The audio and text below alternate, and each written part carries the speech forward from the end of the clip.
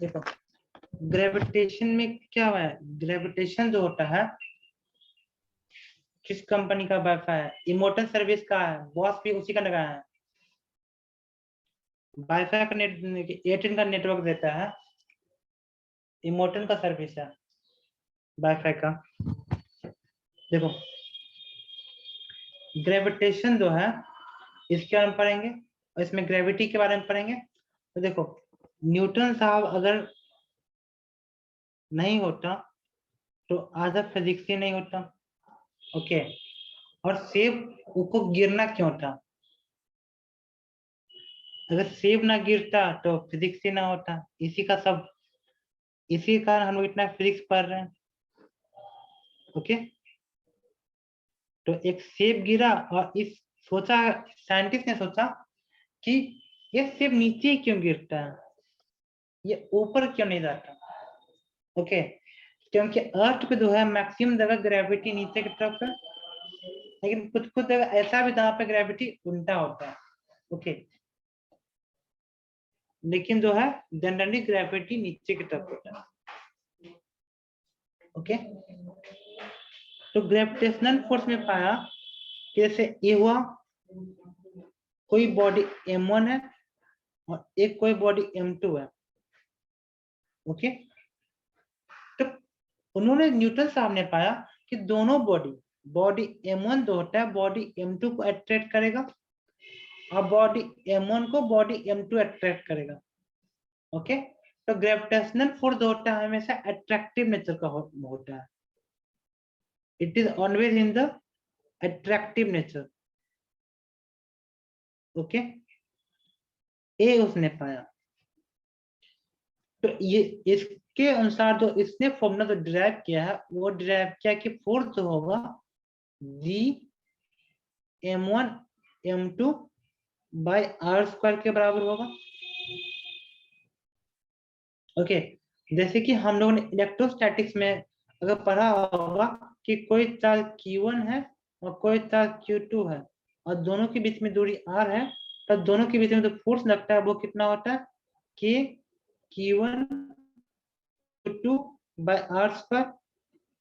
Okay, तो दोनों law में क्या है, मतलब यहाँ पे बस यहाँ पे k लिख दिया है और यहाँ पे क्या हमारे पास d है, d का अपना वैल्यू है। यहाँ पे हमारे पास क्या है, दो गो मास है और यहाँ पे क्या हमारा चार्ज है। ओके, तो दोनों में ज्यादा का डिफरेंस नहीं है, फॉर्मूला में ज्यादा का डिफरेंस नहीं है। हाँ, इसमें डिफरेंस क्या है कि ग्रेविटेशनल फोर्स होता है हमेशा अट्रैक्टिव होता है। ओके, ये कभी रिपल्सिव नहीं हो सकता। लेकिन कूलम्ब फोर्स क्या हुआ, it may be attractive and may be repulsive.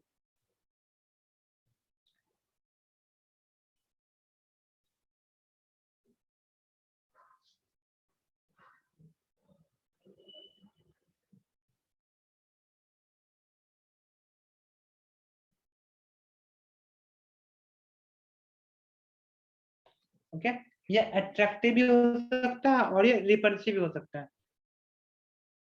ठीक है, इसमें कोई दिक्कत वाली बात नहीं है। अगर आवाज थोड़ा सा भी कट के आ रहा होगा तो हमें इन्फॉर्म करिएगा, क्योंकि जो है सारा चीज अभी मोबाइल डाटा पे चल रहा है। मोबाइल डाटा देखते हैं कैसे काम करता है, अच्छा काम करना चाहिए। ये पहले तो मोबाइल डाटा से पढ़ाते थे। ये वो हमारा ग्रेविटेशन का बात। ठीक है, तो बेसिक बेसिक चीज सीखते हैं। ठीक है, आज सिर्फ बेसिक बेसिक चीज सीखेंगे जो कि कोरिलेट करेगा तुमको ग्रेविटेशन को कूलम्ब लॉ का। ओके, दो मेन मेन मेन टॉपिक है, कल से स्टार्ट करेंगे। ठीक है, आज हम सिर्फ वो चीज पढ़ेंगे जो हमको कोरिलेट करेगा उसमें, ऊपर ऊपर जानकारी देते हैं। इलेक्ट्रोस्टैटिक जिसने पढ़ा है, यहाँ इसमें 12 का भी स्टूडेंट है, तो इलेक्ट्रोस्टैटिक्स में हमने क्या पढ़ा है,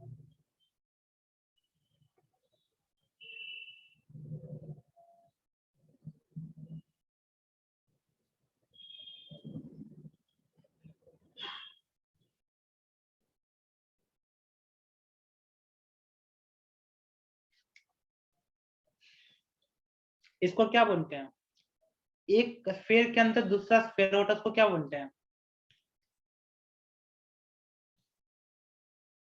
कभी आपने देखा एक गुब्बारे के अंदर दो गुब्बारा, तीन गुब्बारा?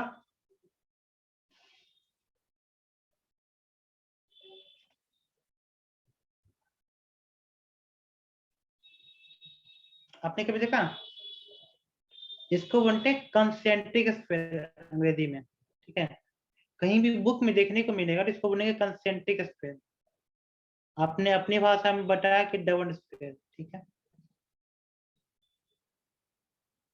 क्योंकि हमको भी जब बाहर ड्यूटी पे जाते हैं ना, तो कोई बोलता है कि मरीज कि हमको फीवर हुआ है, तो हम लिख देते हैं फीवर, क्योंकि आदमी फीवर समझेगा ना। तो फीवर को जो है बायोलॉजी क्या बोल सकते हैं? बायोलॉजी किसी ने पढ़ा है? फीवर को जो है क्या करते हैं इसको बायोलॉजी के टर्म में, मतलब स्पेशल टर्म में क्या बोलते हैं इसको? पैरेक्सिया।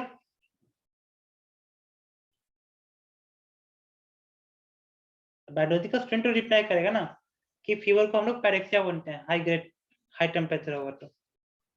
ओके, लेकिन जनरली तो क्या कहेगा? फीवर होगा। ओके, कफ आएगा तो लोग क्या बोलेगा कि कफ आ गया, कफ लिखते हैं, ठीक है। लेकिन अंग्रेजी में क्या बोलेगा? स्प्यूटम। ओके, तो उसी तरह से हमने कंसेंट्रिक स्फीयर के बारे में बताया कि एक स्फीयर के अंदर दूसरा स्फीयर, स्फीयर के अंदर स्फीयर। तो इसमें जो है अंदर का जो स्फीयर है उस पर चार्ज है Q1, और जो बाहर का स्फीयर है उस पर चार्ज है Q2। ओके, तो हम पोटेंशियल की बात कर रहे हैं, हम लोग एब्सोल्यूट पोटेंशियल की बात। ओके, क्या concentric means one centre of many circle होता है। हाँ, क्यों? मैथ में ये पढ़ना है क्या? मैथमेटिक्स में? हाँ, ये पॉइंट 19 चैप्टर, क्या 10 चैप्टर में पढ़ना है? ओ, पढ़ना होगा। ओ, ठीक है। तो आधा मैथ आधा बायो, ठीक है। मैथमेटिक्स हम पढ़े नहीं लेकिन फिर भी समझते हैं। ये भी आपका कहना सही है कि एक सेंटर होगा और एक सेंटर के एक से एक स्फीयर, फिर दूसरा स्फीयर उसी के अंदर। Okay, that is the concentric sphere. अब देखो, इसका रेडियस मानते हैं R1, और जो बड़ा स्फीयर है उसका रेडियस मानते हैं R2। तो आज हम पोटेंशियल का मीनिंग नहीं समझेंगे। हम लोग आगे का जो क्लास है उसमें सब समझेंगे, पोटेंशियल क्या होता है, वर्क डन क्या होता है, ओके, फील्ड फोर्स क्या होता है, अप्लाई फोर्स क्या होता है, सब पढ़ेंगे। ओके, लेकिन एक चीज और आपको बता देते हैं कि जो अप्लाई फोर्स तो होता है ना, जो अप्लाइड फोर्स होता है वो क्या होता है? फील्ड फोर्स का उल्टा होता है।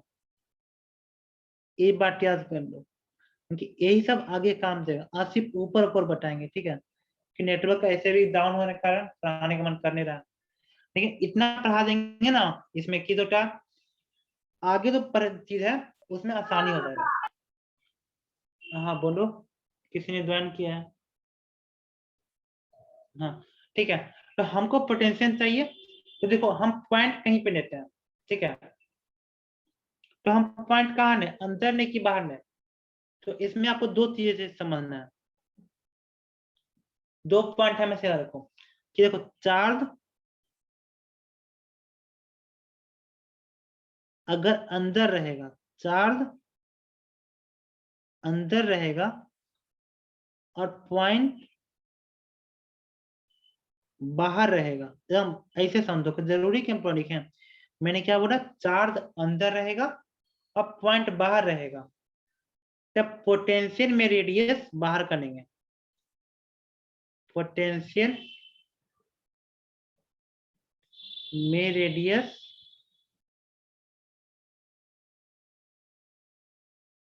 बाहर करेंगे।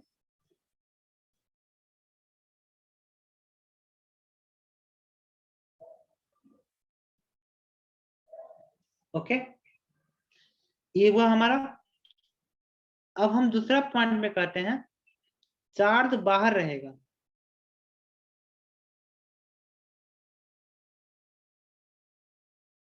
और पॉइंट अंदर रहेगा, चार्ज बाहर रहेगा और पॉइंट अंदर रहेगा। ओके, चार्ज बाहर है और पॉइंट अंदर है। तब हम लोग बेटा पोटेंशियल में जो रेडियस लेंगे कौन सा लेंगे?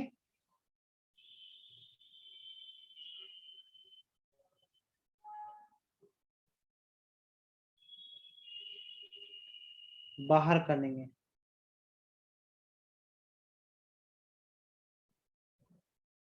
ओके, यही तो समझने वाला बात है। ये 2 पॉइंट समझ गए। अब बाकी अगर चार्ज और पॉइंट दोनों सेम चीज पे है, ओके, मतलब जहां पे चार्ज और पॉइंट दोनों सेम है, तब पोटेंशियल में तो रेडियस वही लेंगे। ये तो सब जानता है, ये कोई बड़ी चीज नहीं है। ओके, तो बड़ी चीज क्या है? पहला पॉइंट और दूसरा पॉइंट। पोटेंशियल का रेडियस वही लेंगे।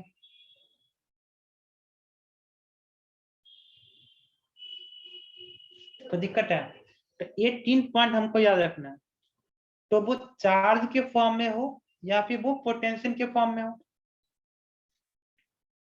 ओके,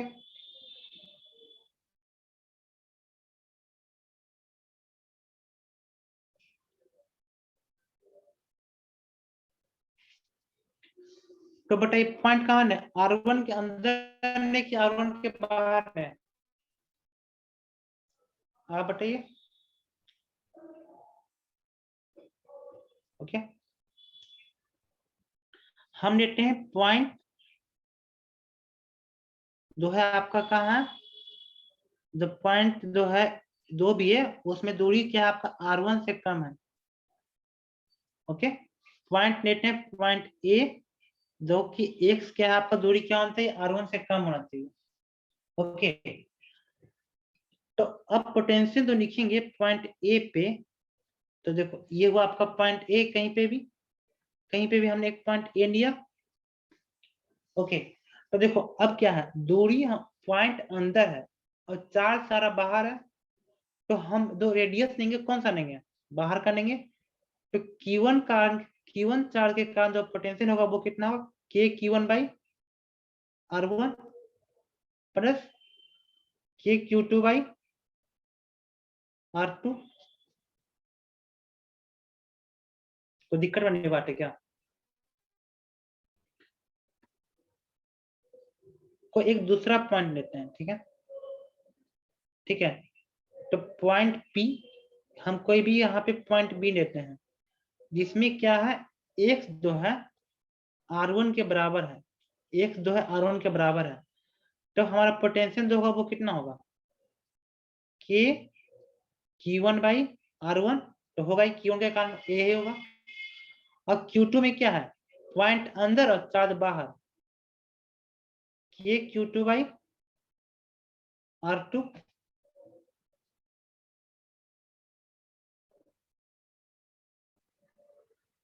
हम बात करते हैं पॉइंट सी। तो पॉइंट सी में क्या है आपका? x जो है R1 से ज्यादा है लेकिन ये R2 से कम है। ओके, तो पोटेंशियल एट ए पॉइंट से क्या होगा? तो देखो जो दूरी है वो क्या है? Q1। Q1 के कारण बारे में बात करते हैं। तो Q1 चार्ज किधर है? अंदर है। Q1 चार्ज जो है किधर है? अंदर है। और पॉइंट कहाँ है? बाहर है। तो के Q1 बाई एक्स प्लस, अब Q2 चार्ज बाहर है लेकिन पॉइंट अंदर है, तो के Q2 बाई R2। उसी प्रकार से हम फॉर्म में बात करते हैं। तो कोई भी एक पॉइंट D है, D क्या आपका? x इक्वल टू R2 है। तो इसका कितना होगा हमारा potential at a point D? तो Q1 चार्ज के कारण क्या होगा? तो चार्ज अंदर और पॉइंट बाहर, तो रेडियस लेंगे बाहर का। और Q2 का तो सिंपल सा बात है, जहां पे पॉइंट है वहीं पे तो आपका रेडियस है। ओके, और 0.5 की बात करते हैं, जहां पे क्या x जो है आपका R2 से ज्यादा है, तो potential at a point E क्या होगा, k Q1 by x plus k Q2 by x। इसमें किसी को दिक्कत? ये तो हाँ आपको पोटेंशियल का जो कंसेप्ट बताया है, इसमें किसी को दिक्कत है तो बता।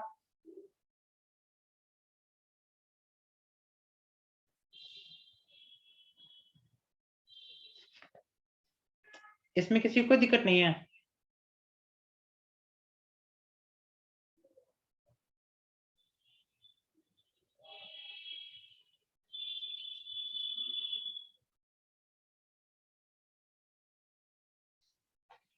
हमारे पास दो गो स्फीयर है, एक का मास m1 है और एक का मास m2 है।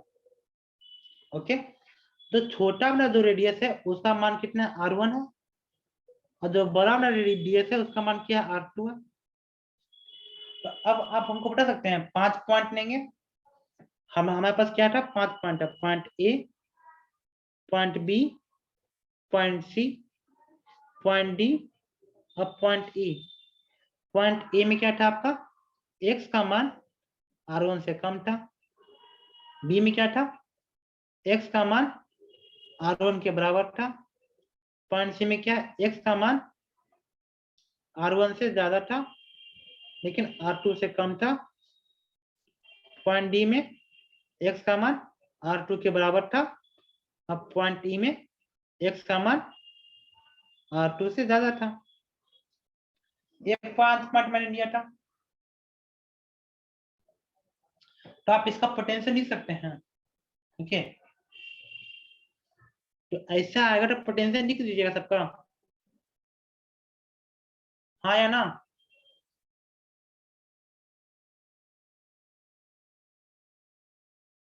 कशिश, अपूर्व, हेमंत, कुशल, लिख सकते हैं। पोटेंशियल लिखने के लिए बोलेगा किसी भी पॉइंट पे 5 पॉइंट में से, तो लिखना आसान हुआ कि अभी भी समझ में नहीं आया, क्योंकि एक ये बहुत बड़ा कंसेप्ट है।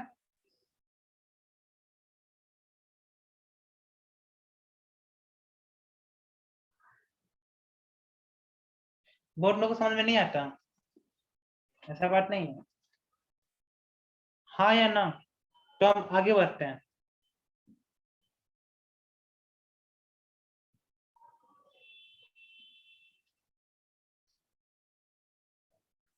देखते हैं एट पॉइंट ए, तो पॉइंट ए क्या कहाँ पे हमारा है, R1 से कम है। ठीक है, तो पोटेंशियल एट पॉइंट ए हमारा कितना होगा, G m1 by R1 plus G m2 by R2, क्योंकि पॉइंट अंदर और मास बाहर, उसमें चार्ज था इसमें मास है। उसी प्रकार से at point B,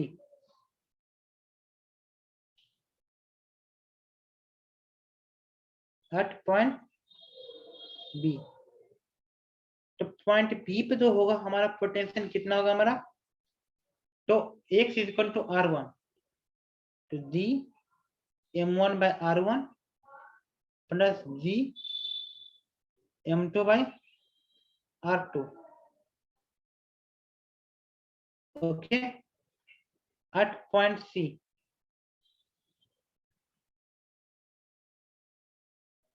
potential at point C कितना होगा आपका, तो पॉइंट सी पे आपका क्या है, x more than R1 but less than R2। ये कितना आपका, G m1 by x, G m1 by x plus G m2 by R2। सही है, और at point D,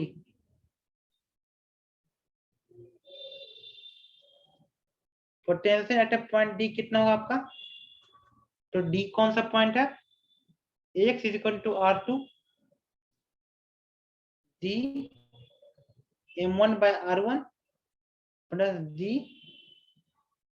m2 by r2 और एट अ पॉइंट E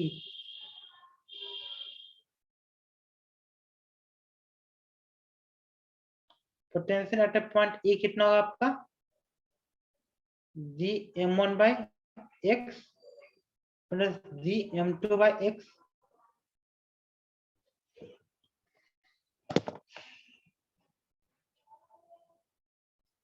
तो बेटा इसमें किसको किसको दिक्कत है?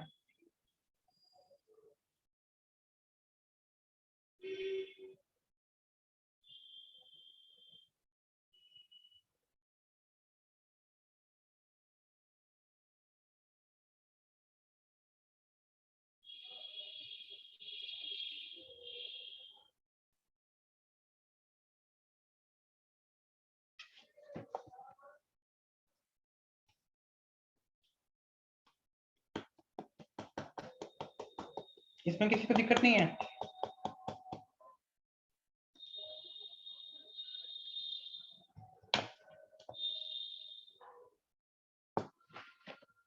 सबको समझ में आ रहा है कि नहीं आ रहा है?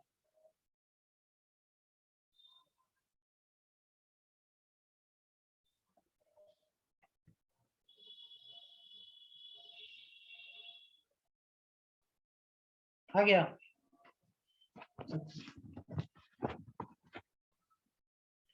जैसे नीट का प्रीवियस ईयर क्वेश्चन आप लोग बना रहे हैं? हेमंत और कशिश से पूछ रहे हैं।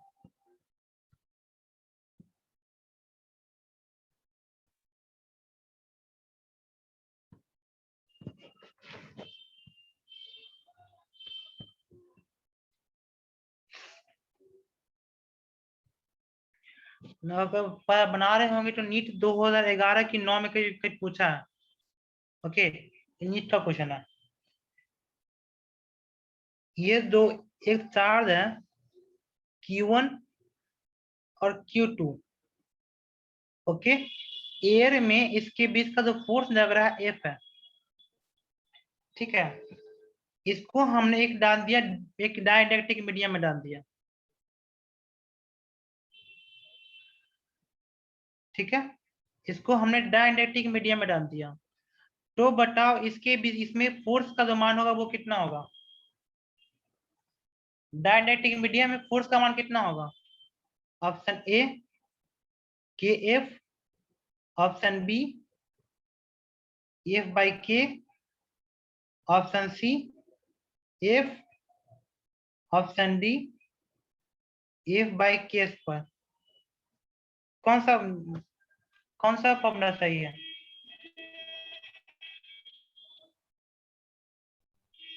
अगर कोई दोनों चार्ज है, दोनों के बीच में दूरी r है और हमने डिस्टेंस को डिस्टर्ब नहीं किया, उसको डाइलेक्ट्रिक मीडियम डाल दिया, तो हमारा जो है इसमें फोर्स का मान कितना होगा?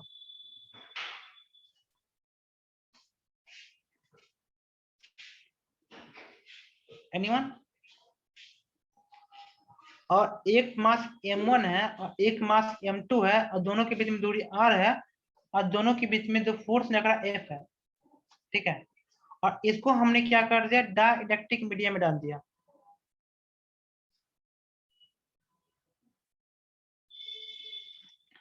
तो बताओ इसमें जो F डैश का मान आएगा वो कितना आएगा? इसमें भी ऑप्शन वही है कि F, option B F by K, option C F, option D F by K square. हमने एक क्वेश्चन क्यों पूछा? ग्रेविटेशन और कूलम्ब फोर्स को क्यों मतलब मिक्सअप किया?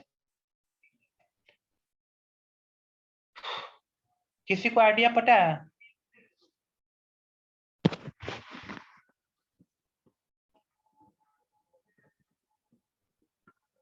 हेमंत न्यू आउट कर गया। कोई बता सकता है हमको? देखिए, नहीं बता सकता कोई दिक्कत नहीं है। इसका होगा ऑप्शन नंबर बी, इसका होगा ऑप्शन नंबर सी। समझे? यह बहुत इंपॉर्टेंट क्वेश्चन है और नीट में पूछ चुका है 2011 के 2009 के आसपास खोदिएगा, आपको क्वेश्चन मिलेगा। ग्रेविटेशन चैप्टर का जो होगा पीछे क्वेश्चन आता है एमटीजी का, उसमें खोजिएगा, एक क्वेश्चन मिलेगा आपको। ठीक है, इसका कहने का मतलब क्या, आपने क्वेश्चन को लिख लिया। Coulomb force depends on dielectric medium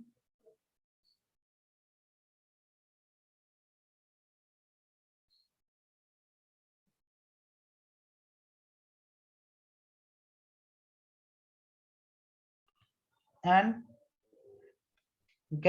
and यहाँ बट लिखो, but gravitational force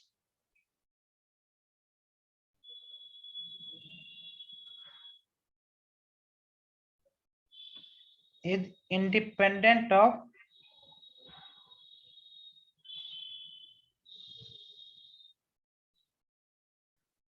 dielectric medium। Okay, ये नीट में क्वेश्चन पूछ चुका है और ये बहुत इंपॉर्टेंट पॉइंट है।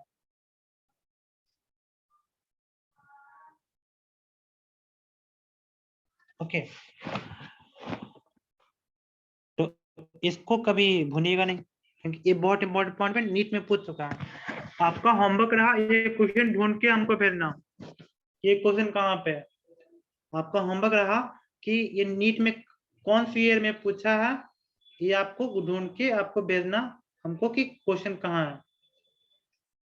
ओके, लेकिन पूछा है हमको याद है, क्योंकि मैंने क्वेश्चन बनाया है। तो हम आज के इसको यहीं पर रहने देते हैं।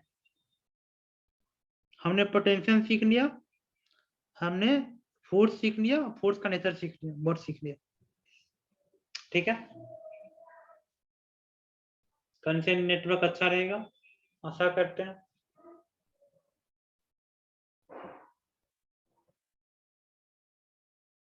ठीक है।